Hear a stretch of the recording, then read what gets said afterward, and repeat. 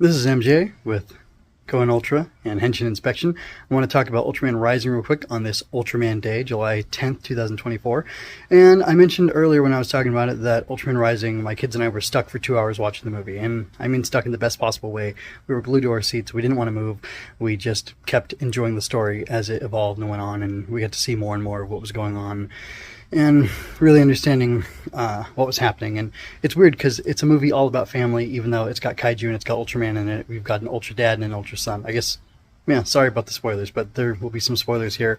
You've got basically children and parents is the focus of the movie. And even the way it opens on a family, and then it closes on a family? No, I don't know. I'm not going to say it closes on a family, but for sure it opens on a family, and you get to see them doing very domestic things, and all of a sudden there's a kaiju attack, and it's very clear that this is Ken Sato and what the deal is with his parents. Watching recently, so I just rewatched it again for the purpose of talking about this thing because it's a good story, and it was interesting. Ken's dad, which I feel embarrassed that I don't remember his name, he said that your mother taught me what it means to be human. And I mentioned also earlier when I was talking about the imagination focus that Subaraya has and that they're using in their marketing right now,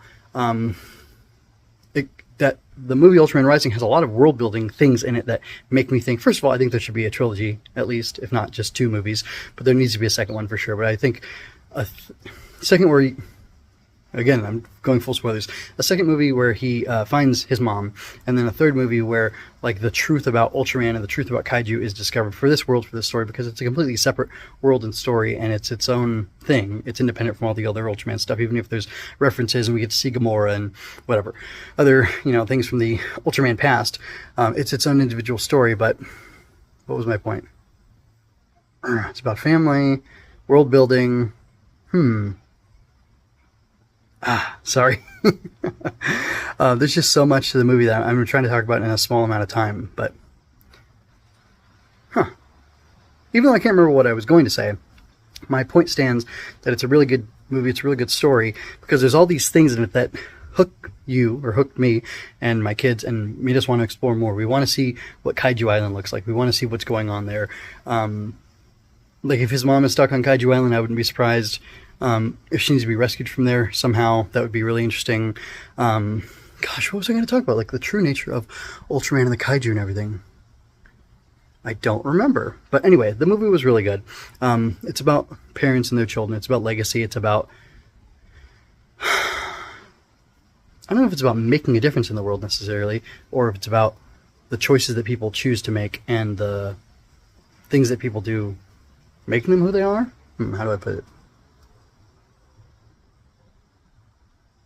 Because Kondo, right? He's the guy who loses his wife and kid, and he blames Ultraman for that, and he goes on this quest with the KDF to destroy all kaiju, no matter what it takes, because of how his love for his family affected him. He now kind of sees the world through the lens of familial connection. He is confident that Gigantron, he can get Gigantron killed by... well, he's certain that he can do everything he can with Gigantron and baby Gigantron because of that familial connection, and he is certain that the child will go back to Kaiju Island and that he'll be able to destroy all the kaiju there because of that family connection. And it's really interesting how, like, that's the lens and that's the prism of this Ultraman story specifically, and I wouldn't say family is the connection story for all Ultraman stories. Jeet is the only one that pops to mind that definitely that's something there, but I haven't seen enough of Ultraman to say, oh yeah, they're all about family.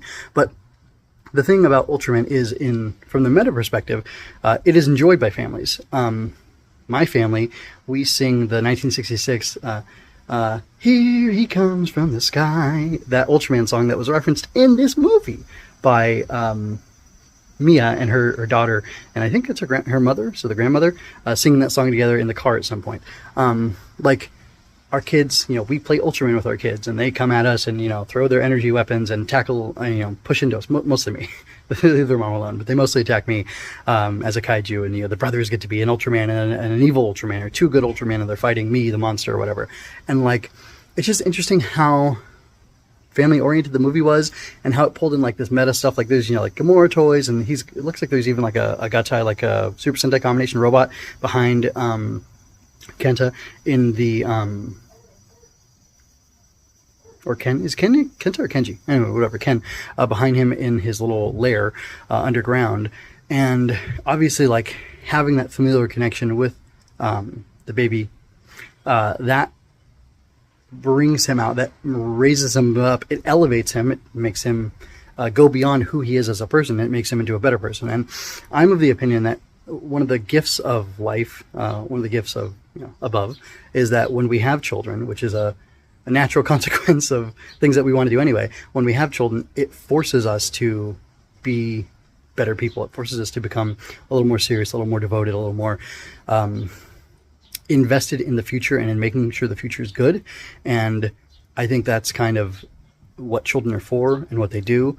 And I think that idea is kind of present in this, because through becoming a father type figure, Ken repairs his relationship with his father, and he repairs his relationship with other people around him, and he becomes a better member of his baseball team, becomes a better member, or he becomes a better Ultraman as well, because of the way he goes about fighting the kaiju, whereas he didn't want to do that in the beginning. And it's really interesting how all that takes place. It's like a really dense movie. It's kind of simple, but it's also really dense, and just the way it plays with the theme of family and the way it looks at the world. It takes a worldview of family is super important, and then it puts that on Ultraman and kind of directs the watcher through the story based on that. It's really interesting, and I don't really know what to say. Like, I've been thinking about talking about Ultraman Rising for a while, and I feel like it's the kind of thing that I can keep talking about, especially if I'm going to talk about it in these short stints like I do, 10 minutes or less. Like, there's so much to say, but a lot of it is wrapped up in the fact that this is all about family. This movie, the story of Ultraman Rising, and it's a good thing. It's a good thing. It's a beautiful thing, and it's a really great way to connect the audience to this otherwise foreign thing. I'm not saying it's foreign because it's Japanese. I'm saying it's foreign because there's giant monsters and a giant man fighting them, and like you don't really understand any of that, and there's no real setup, there's no origin story to Ultraman. It's just you're thrown into the story, and because it's Ken's personal story and we get introduced to it, and like knowing what a hero is and learning about how he became a hero, became something more than himself, which really, if you look in the roots of it, a hero is somebody who does something extraordinary, goes beyond the normal, and that's definitely what Ultraman is. But that's also like what a mother is, who's up with a sick baby, or a mother who just carries a baby and brings it into this world and then preserves that life and makes sure that it does well and flourishes. Like, that's even more powerful, which is interesting because in some ways, while his dad was important, the mom was I don't remember these names 100%. Mina, right? Mia? No, Mia's the other lady. Emmy. Emmy is even more of this like heroic figure, and she has this connection with her son that she can use, or that she utilizes to help like bring him up into more than he is willing to become right now. And it's really interesting. And I'm not saying that families are about manipulating people into becoming who they should be, but families are the context of humans. Family, society, the world is the context in which we exist, so it makes sense that we are influenced by that context. And I don't know what else to say. Go watch Ultraman Rising. It's really good. Watch it a bunch of times. The more you watch it, the better it gets. The more you watch it, the deeper it gets. And it's a really cool movie, and I think it's really beautiful and really important, and I think it's the start of something big for Super Eye, and I hope they follow up on it, and I hope they follow up on it soon, but don't rush it. I hope you enjoyed that. Subscribe to keep up with me. Like and share to help me reach more people like you. And go to mjmunoz.com to find your next favorite thing. And don't forget to let your voice be heard. Stories are always better when you're part of the conversation. Until next time, be well. This is MJ signing out. This has been a Story Over Everything production.